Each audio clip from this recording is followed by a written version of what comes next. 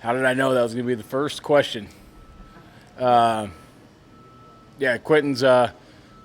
He's a young, maturing guy. He's starting to do things the right way, off the field, on the field. I thought he played physical in the couple weeks preceding him receiving that black shirt. I thought he tackled well, uh, and he's just maturing within the group. He's catching up to the other guys. So I thought he was deserving of one, and we awarded him with one.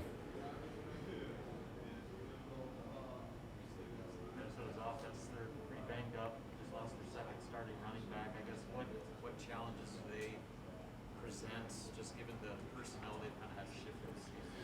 Yeah, well, I mean, you got a little bit of the unknown, right? You're probably going to see a young freshman running back in there. You don't know. He could be not as good as those guys. He could be better than those guys. He's just was the next guy up because of his youth.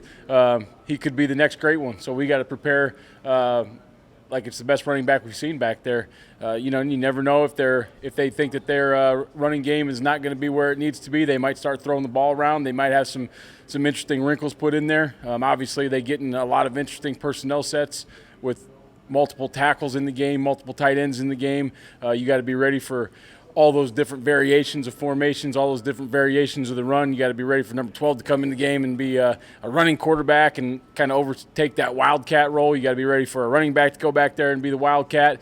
You've got to be ready for the RPOs off the hard run action. So their offense poses a lot of difficulties and a lot of intricacies that you need to get ready for on the weekly basis. Especially with them coming off a bye week, are you preparing yourself for maybe some new wrinkles, and not only to make up for what they're dealing with personnel-wise, but maybe to try to throw some new stuff at you? Yeah, I mean, obviously you don't know what they're going to do.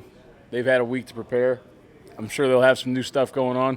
You got to do the best you can do to play rules football, get your eyes clean, and do your job. And once you do that, then things kind of take care of themselves. But they'll definitely have some things going. I'm assuming they'll have some trick plays or some gadgets coming out of there. But definitely they'll have some new wrinkles coming off a bye week and with new personnel in the offense. What have you seen from Tanner Morgan, the quarterback? Just thoughts on him? Yeah, so I mean, obviously we've seen him a lot over the last couple of years. He's a guy that's matured within the offense. I think he knows the offense as well as probably anybody in the program or that they've ever had, being his third year as a starter. I think he's got control of the offense. I think he does a good job with the football. You've seen him push the ball down the field a little bit more this year than he has in the past. Willing runner. He's not really their quarterback run guy, but he definitely will take off on a scramble. He will pull the ball and go. But I think he's just got an overall good command of what they're trying to get done on offense. When you have a secondary as deep and experienced as you guys have, what does that allow you guys to do, as opposed to if you had a younger group? I mean, these are fifth, sixth year guys. Is there a shorthand that you guys are able to kind of go with at this point in the year? A shorthand? Just in terms of communication, that maybe you don't have to, like a nod would do it as opposed to calling something out. Or Oh, I mean, I think those guys are they kind of know what they're going to call, but the other piece of that is they understand splits and formation so well that they'll pull out a tool maybe that's not practiced or that maybe not be for that particular formation, but they understand the splits and they might change it. So they're still communicating. Their communication is high, and they're letting people know what's going on. So I don't know if it's just a nod or anything like that. They're still communicating at a really high level, and they need to if they want to do some things that are maybe not necessarily drawn up on the diagrams for this week. is that a group too at defensive back? You can look at some of the guys who aren't starters and say, man, those guys would be starters in a lot of other situations for a lot of teams. Yeah, I mean, you thought, without getting our guys returning, any number of those guys could start. Braxton could start, Noah, Miles could be a starter. Marquise Buford's playing really, really well right now. But you got a lot of guys in there that have quote unquote experience, whether it be on special teams or getting some reps in some of these games that are very valuable to us. Not only taking some plays off of the older guys, but also kind of developing them for their turn. What has Buford shown? You mentioned he's playing really, really well. What types of things is he doing now that maybe he wasn't as his first go around as a freshman? Yeah, I think obviously coming off the injury, we didn't get to see him much until the beginning of this camp. He's shown in practice what he can do at corner, in some limited game reps. But then I think he's really separated himself special teams wise right now. He made some unbelievable plays last week against Michigan, and he's shown that the speed, he's shown the confidence, he's shown the physical ability to make a tackle in space. He's shown us that he can cover in practice. He's done a really good job, and he's a very intelligent young man. What are some things that you've noticed that Minnesota does offensively to try and throw off other defenses? Well, like we talked about, I think they're going to put an extra tackle in the game, 2 extra tackles in the game.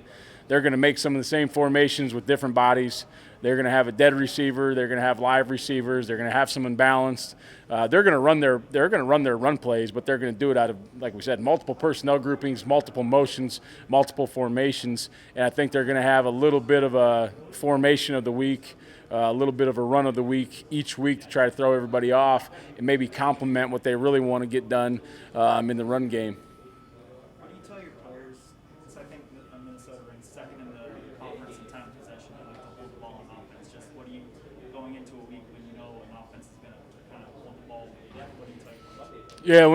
Yeah, when an offense is going to try to hold on to the football, it's every play is that much more important. Not that they're all not important every play. Some of these offenses, no matter what happens, if they get 1 first down, it's probably not going to take a ton of time off the clock. With a team like this or any team that's trying to hold the football, every play is so important, and we need to minimize, what they gain on first down and second down so you can get them into a third down situation. These teams that get real big and can run the ball, they thrive in 3rd and 1 and 3rd and 2. You need to keep them out of those situations and time off the clock. If we can get them to a 3 and out or a 6 and out, that gives our offense another shot to have the ball in their hands. What's the next step in the evolution of this defense with 5 regular season games left?